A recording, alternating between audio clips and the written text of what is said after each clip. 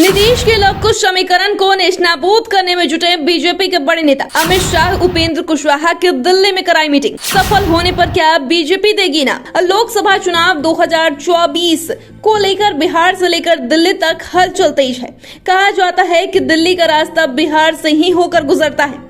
इसी वजह से वो चाहे बीजेपी हो या कांग्रेस, हर कोई बिहार पर नजर गड़ाए हुए है। जहां नीतीश कुमार विपक्षी एकजुटता मिशन के अगुवा बने हुए हैं, वहीं बीजेपी भी बिहार के क्षेत्रीय दलों को साधने में जुटी हुई है। इस सिलसिले में फरवरी महीने में नीतीश की पार्टी छोड़ आरएलजेडी का गठन करने वाले उपेंद्र कुशवाहा से अमित शाह की मुलाकात हुई, जिसके बाद कुशवाहा के बीजेपी के साथ जाने की अटकलें तेज हो गई। वहीं मुलाकात के बाद बिहार लौटे कुशवाहा ने भी कहा कि मुलाकात हुई है तो कुछ तो बात हुई ही होगी, जिसके बाद राजनीतिक गलियारों में चर्चा तेज हो गई कि जल्द ही कुशवाहा एनडीए में शामिल होने की घोषणा कर सकते हैं। कुशवाहा की अगर एनडीए में वापसी होती है तो माना जा रहा है कि इसमें बीजेपी के एक बड़े नेता का अहम योगदान है। उन्हें बीजेपी हाईकमान की ओर से बड़ा इनाम भी मिल सकता है। उन्हें पार्टी में बड़ी जिम्मेदारी सौंपी जा सकती है। आखिर कौन है वो नेता जिसके कंधों पर नीतीश की लव कुश समीकरण को तोड़ने की जिम्मेदारी दी गई है? आइए बताते हैं। दरअसल बीते एक हफ्ते में बिहार के दो बड़े नेताओं ने केंद्रीय गृह मंत्री अमित शाह से मुलाकात की है। हम सुप्रीमो जीतन मांझी 13 अप्रैल को गृह मंत्री से मिले थे। हालांकि उन्होंने अपनी मुलाकात को औपचारिक बताया था। वहीं बीते गुरुवार को उपेंद्र कुशवाहा ने अमित शाह से मुलाकात की, जिसके बाद बिहार में राजनीतिक हलचल तेज हो गई।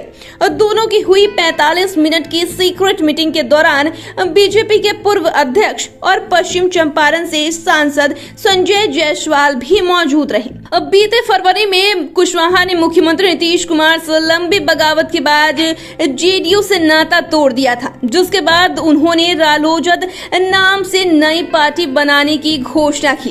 कुशवाहा के जेडीयू छोड़ने के 3 दिन बाद ही संजय जायसवाल उनसे मिलने पटना स्थित उनके आवास पर पहुंच गए थे। तब संजय जायसवाल बीजेपी के प्रदेश अध्यक्ष हुआ करते थे। चर्चा है कि संजय जायसवाल कुशवाहा की एनडीए में वापसी कराने की कवायद में जुटे हैं।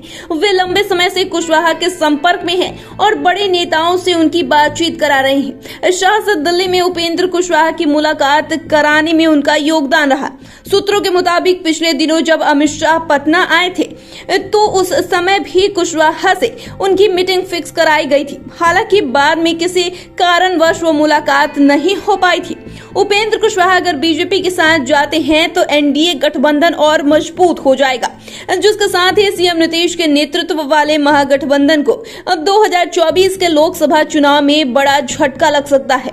उपेंद्र कुशवाहा कुर्मी और कोयरी जाति की रणनीति करते हैं, जो लव कुश समीकरण के नाम से जाना जाता है। ये जदयू के कोर वोटर्स माने जाते हैं। कुशवाहा को एनडीए में लाकर बीजेपी नीतीश के वोट बैंक पर चोट कर सकती है। अब यहाँ सवाल उठता है कि संजय जायसवाल को क्या फायदा मिलने वाला है। तो आपको बता दें कि अगर संजय जायसवाल अपने इस टास्क में सफल होते हैं तो उनका कद बढ़ जाएगा। आगामी चुनाव में उन्हें बड़ी जिम्मेदारी दी जा सकती है, या फिर 2024 में एनडीए की दोबारा सरकार बनी तो उन्हें केंद्र में भेजा जा सकता है। बता दें कि संजय जायसवाल को हाल ही में बीजेपी प्रदेश अध्यक्ष पद से मुक्त किया गया था। उनकी जगह सम्राट चौधरी को बिहार बीजेपी की कमान सौंप दी गई है। तो फिलहाल इतना ही। आपको हमारे द्वारा दी गई जानकारी कैसी लगी हमें कमेंट कर जरूर बताएं। चैनल को सब्सक्राइब कर ले, फेसबुक पेज को लाइक कर ले। वीडियो देखने के लिए आपका शुक्रिया।